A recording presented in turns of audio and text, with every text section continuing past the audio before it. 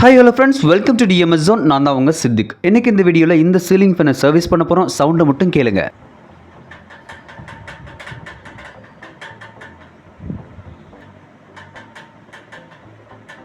இந்த ceiling fan ஓடும்போது சத்தத்தை கேட்டிருப்பீங்க.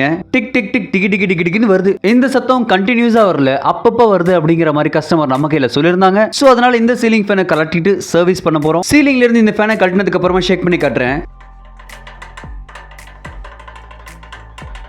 நார்மலா கையால ஷேக் பண்ணும்போது அந்த சத்தம் வருது. சோ இதுக்கு முக்கியமான காரணம் ஷாஃப்ட் அல்லது பேரிங் ஓனட் ஆனது தான். அதனால இந்த சீலிங் ஃபேனை கலட்டி என்ன பிரச்சனை அப்படிங்கறத பாத்துருவோமா? இப்போ இந்த ஃபேன்ல இருந்து கனெக்ஷனை குயிக்கா ரிமூவ் பண்ணிட்டேன். மறுபடியும் கொடுக்கும்போது எப்படி கனெக்ஷன் அப்படிங்கறத சொல்லிடுறேன். இப்போ இந்த ஃபேனை டிஸ்மேண்டில் பண்றதுக்காக அதுல போட்டிருக்க அந்த 3 ஸ்க்ரூவை ரிமூவ் பண்ணிக்கலாம். இப்போ ஸ்க்ரூ ரிமூவ் பண்ணது மூலமா பாட்டம் கப் டாப் கப்னு தனித்தனியா பிரிச்சாச்சு. இந்த ஃபேனோட டாப் கப்ல கோர் கனெக்ட் இருக்கு. சோ அதையும் நம்ம ரிமூவ் பண்ணி எடுத்தாச்சு.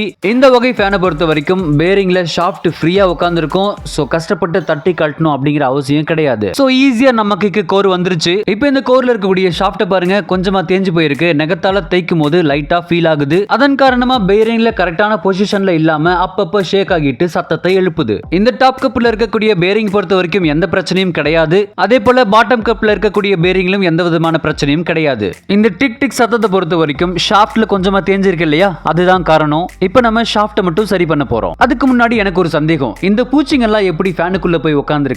கம்ப்ளீட்டா க்ளோஸ் பண்ணிருக்கக்கூடிய ஃபேனுக்குள்ள எப்படி இந்த பூச்சிகள் உள்ள போய் இருக்கும் அப்படிங்கிற டவுட் எனக்கு இருக்கு. தெரிஞ்ச கமெண்ட்ல சொல்லுங்க. ஓகே, இப்போ இந்த ஷாஃப்ட்டை சரி பண்ணிடலாமா? இந்த ஷாஃப்ட் அதிகப்படியா தேஞ்சிருந்துச்சு அப்படின்னா வெல்டிங் அடிச்சு அதுக்கு தகுந்த மாதிரி லேத்துல கொடுத்து கரைக்கணும். அப்படி இல்லனா புது ஷாஃப்ட் மாத்திடலாம். இப்போ ரொம்ப லேசா தான் தேஞ்சிருக்கு அப்படிங்கிறதுனால நம்ம சென்டர் பஞ்ச் வச்சு பஞ்ச் பண்ணிக்கலாம். அதுக்கு முறையா இந்த மாதிரி பஞ்ச் பண்ணணும். சோ விசிபிள் பண்ற மாதிரி பஞ்ச் பண்ணிக்கலாம். அந்த ஷாஃப்ட்டை சுத்தி இந்த மாதிரி ஒரு 2-3 இடங்கள்ல தட்டிக்கிட்டே வரணும். சோ இந்த மாதிரி தட்டினாலே போதுமானது, கரெக்டா போய் சீட் ஆகும். இப்போ கம்ப்ளீட்டா ஷாஃப்ட் சுத்தியில நம்ம பஞ்ச் பண்ணி முடிச்சாச்சு. இப்போ அசெம்பிள் பண்ணிடுவோமா? அசெம்பிள் பண்றதுக்கு முன்னாடி சீலிங் ஃபேனோட டாப் அண்ட் பாட்டம் கப்பை பக்காவா க்ளீன் பண்ணிடுவோம். சீலிங் ஃபேனோட அசெம்பிள் பொறுத்த வரைக்கும் இந்த மாதிரி பண்றது முறையா இருக்கும். டாப் கப்பை கீழே வச்சுட்டு அதுல கோரை இன்சர்ட் பண்ணிடணும். தென் உள்ள இன்சர்ட் ஆகிறதுக்காக கட்டையை வச்சு கொஞ்சமா இந்த ஷாஃப்ட்ல தட்டிக்கலாம். இப்போ கம்ப்ளீட்டா அதோட பொசிஷன்ல அந்த கோர் ஷாஃப்ட் இன்சர்ட் ஆகி இருக்கும். தென் பாட்டம் கப்பை போடுறதுக்கு முன்னாடி மறக்காம ஸ்ப்ரிங் வச்சிடணும். பல டைம் ஸ்ப்ரிங் வைக்காம நான் அசெம்பிள் பண்ணிட்டு மறுபடியும் கழட்டி ஸ்ப்ரிங் வச்சிருக்கேன். இந்த ஸ்ப்ரிங் ஆனது ஒரு சஸ்பென்ஷனுக்காக பயன்படும். சோ ஸ்க்ரூ டைட் பண்ணுவது நமக்கு கம்ஃபர்டபிளா இருக்கும். இப்போ ஸ்ப்ரிங் வச்சாச்சு, கப் வச்சாச்சு, 3 ஸ்க்ரூ போட்டு பக்காவா லாக் பண்ணிடலாமா?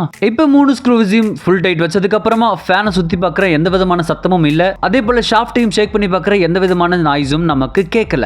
இப்போ நம்ம செய்ய வேண்டிய வேலை முடிஞ்சு போச்சு. தென் வயர் கனெக்ஷனுக்கு வந்துருவோமா? இந்த சீலிங் ஃபேன் பொறுத்த வரைக்கும் 3 வயர்ஸ் கொடுத்திருக்காங்க. இப்போ கெபாசிட்டர் கனெக்டர் போட்டு ஸ்க்ரூ வச்சு லாக் பண்ணிடலாம். இந்த கெபாசிட்டர் கொஞ்சமா வீக்கா இருக்கு அப்படிங்கறனால புது கெபாசிட்டர் மாத்திக்கிறேன். சேம் கெல்ட்ரான் பிராண்ட்ல 2.5 MFD கெபாசிட்டர் மாத்திடலாம். இந்த ஃபேன்ல இருந்து ஒயிட், ரெட், ப்ளூன்னு 3 வயர் வெளிய வந்திருக்கு. அதுல ப்ளூ கலர்லயும் ரெட் கலர்லயும் கெபாசிட்டரோட 2 வயரை கனெக்ட் பண்ணிடலாம். இதுல red colour wire running winding, blue colour wire starting winding, white colour wire common winding, அதாவது ரன்னிங் வைண்டிங்க்கும் ஸ்டார்டிங் வைண்டிங்க்கும் சேர்ந்தாப்புல எடுக்கப்பட்ட வயர். சோ இப்போ வெள்ளை கலர் வயருக்கும் ரெட் கலர் வயருக்கும் தான் சப்ளை தரப்போறோம் அப்படிங்கிறதுனால அது ரெண்டையும் மேலையும் கீழையும் கனெக்ட் பண்ணிடலாம். ப்ளூ கலர் வயருக்கு சப்ளை எதுவும் கொடுக்க போறது இல்ல அப்படிங்கிறதுனால அது சென்டர்ல கனெக்ட் பண்ணியாச்சு. இப்போ கனெக்டர்ல கனெக்ட் பண்ற கனெக்ஷன் முடிஞ்சு போச்சு. இந்த மாதிரி 3 வயர் ஃபேன்ஸ்க்கு 4 வயர் ஃபேன்ஸ்க்கு எப்படி கனெக்ஷன் கொடுக்கணும், மல்டிமீட்டர் மூலமா டெஸ்ட் லேம்ப் மூலமா எப்படி கொடுக்கணும் அப்படிங்கிற வீடியோ லிங்க் எல்லாம் கீழே கொடுத்திருக்கேன், செக் பண்ணி பாருங்க. இப்போ இந்த ஃபேனுக்கான லீஃப் எல்லாம் போட்டுட்டு சீலிங்ல மாட்டிட்டு சவுண்ட் எப்படி இருக்கு அப்படின்னு சொல்லி செக் பண்ணிடுவோமா? சீலிங்ல இருக்க இந்த ராடோட ஃபேனை கனெக்ட் பண்ணும்போது ப்ராப்பரான போல்ட் அண்ட் நட் போட்டு பக்காவா டைட் பண்ணிடணும். கூடவே அந்த லாக் பண்ணியும் போட்டு பக்காவா டைட் பண்ணிட்டா சேஃப்டியா இருக்கும், மண்டையில விழுவும் அப்படிங்கிற பயம் இருக்காது. இப்போ கம்ப்ளீட்டா ஒர்க் முடிஞ்சிருச்சு. சுவிட்ச் போட்டு ஆன் பண்ணா ஃபேன் சூப்பரா சுத்துது,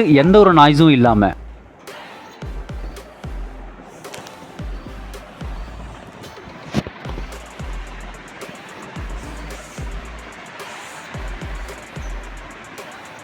அவ்வளவுதான், வீடியோ முடிஞ்சு போச்சு. இந்த இன்ஃபர்மேஷன் உங்களுக்கு யூஸ்ஃபுல்லா இருக்கும் நம்புறேன். இன்ஃபர்மேஷன் பிடிச்சிருந்தா லைக் பண்ணி ஷேர் பண்ணுங்க, சப்ஸ்கிரைப் பண்ணுங்க, கூடவே பெல் ஐகானை கிளிக் பண்ணுங்க. தேங்க்யூ.